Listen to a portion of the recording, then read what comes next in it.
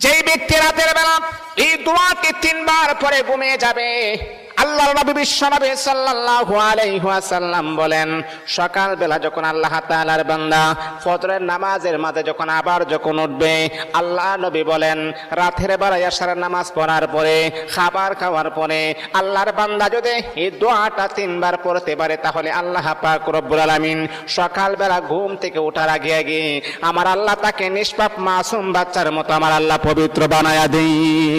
দোয়াটা সবাই আমরা জানি, আমরা সবাই কিন্তু দোয়াটা জানি, কিন্তু আমরা আমল করি না। দোয়াটা হলো আস্তাগফিরুল্লাহাল্লাযী লা ইলাহা ইল্লা হুয়াল হাইয়ুল কাইয়্যুম ওয়া আতুবু ইলাইহি লা হাওলা ওয়ালা কুওয়াতা ইল্লা বিল্লাহিল আলিয়্যিল আযীম।